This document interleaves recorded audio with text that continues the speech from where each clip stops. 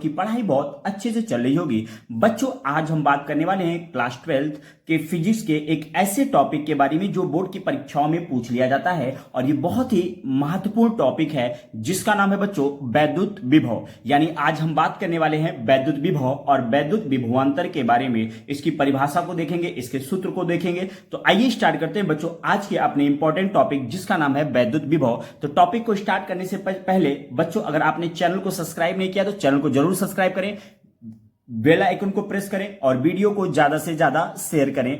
धन्यवाद। आइए स्टार्ट करते हैं आज के अपने इंपॉर्टेंट टॉपिक जिसका नाम है वैद्युत विभव। समझिए मेरी बात कि जो वैद्युत विभव होता है वो क्या होता है। अगर वैद्युत विभव की अगर बच्चों हम बात करें तो समझिए कोई एक टेस्ट चार्ज रखा गया है। कौन सा चार्ज बच्चों? एक टेस्ट चार्ज परीक्षण आवेश रखा गया है, ठीक है। अनंत पर यानी इंफिनिटी पर एक कोई चार्ज है, ठीक है। क्यू नॉट यानी क्यू नॉट को हम टेस्ट परीक्षण चार्ज कहते हैं या परीक्षण आवेश कहते हैं। मान लीजिए ये जो परीक्षण आवेश है बच्चों, ये जो परीक्षण आवेश है ये कहां पहुंच गया है? अनंत पर है। कहां पर है? अनंत पर है, ठीक है।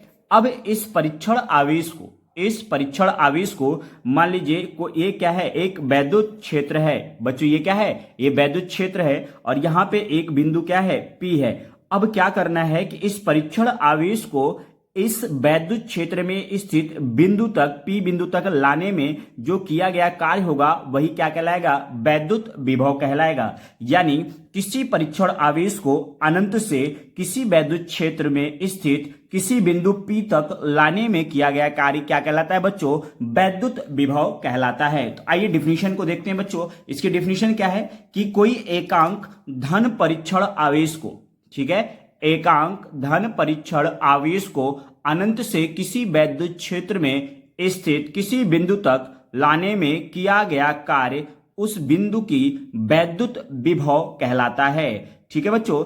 यानी एकांक धन परीक्षण आवेश को अनंत से किसी वैद्युत क्षेत्र में स्थित किसी बिंदु तक लाने में किया गया कार्य उस बिंदु का वैद्युत विभव कहलाता है। और यह बच्चों क्या है? एक अदिश राशि है। ये कैसी राशि है बच्चों? एक अदिश राशि है, ठीक है बच्चों। इसका जो फॉर्मूला होता है आपको पता होना चाहिए, वैद्युत विभव बराबर कार्य बटे आवेश। यानी जो वैद्युत विभव होता है वो कार्य बटे आवेश, ये डायरेक्ट फॉर्मूला होता है जो बच्चों आपको याद करना पड़ेगा, ठीक है बच्चों। ये क्या करना पड़ेगा? आपको याद करना पड़ेगा। वैद्युत विभव को हम V से रिप्रेजेंट करते हैं, कार्य को W से और आवेश को Q से। तो हमारा पास एक और फॉर्मूला निकल के आ गया हमारे पास, V बराबर W/Q, ठीक है बच्चों। तो ये वैद्युत विभव था जिसकी डिफिनीशन आपने देखी, जिसके फॉर्मूले को देखा।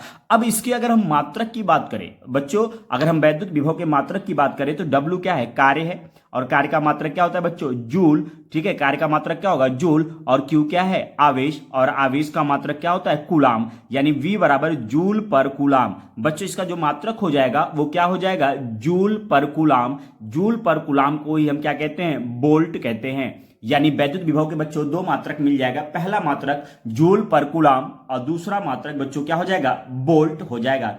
अगर इसकी बीमा की बात करें, वैद्युत विभव के बीमा की बात करें तो बच्चों वैद्युत विभव उसकी बीमा की बात करें तो आपको पता होना चाहिए कि जूल यानी कार्य, ठीक है, कार्य की बीमा बटे आवेश की बीमा। तो कार्य की बीमा क्या होती है बच्चों? ml2, ठीक है, ml2। देखिए कार्य की बीमा क्या होगी, समझिए मेरी बात। ये जो कार्य की बीमा बच्चों होती है ये आपको याद होना चाहिए, ठीक है। क्लास 11 में ही पढ़ाया जाता है, पहले चैप्टर में ही। कार्य की जो बीमा होती है बच्चों वो होता है ml2t-2, ठीक है। देखिए पहले बात आप फॉर्मूला याद कर लीजिए। फॉर्मूला क्या है कि वैद्युत विभव, ठीक है, ठीक है बच्चों, वैद्युत विभव बराबर कार्य बटे आवेश, ठीक है, कार्य बटे आवेश। अगर हमें कार्य की बीमा पता हो और आवेश की बीमा पता हो तो हमें वैद्युत विभव की बीमा मिल जाएगी। तो बच्चों कार्य की जो बीमा होती है वो होती है ml2t-2, और आवेश आपने फॉर्मूला पढ़ा होगा, Q बराबर क्या होता है बच्चों? IT। Q बराबर IT। I क्या है? धारा, और T क्या है? समय। धारा को किस में नापते हैं? एम्पियर यानी A, और ये क्या है? T, यानी बटे में क्या हो जाएगा बच्चों? ये T हो जाएगा।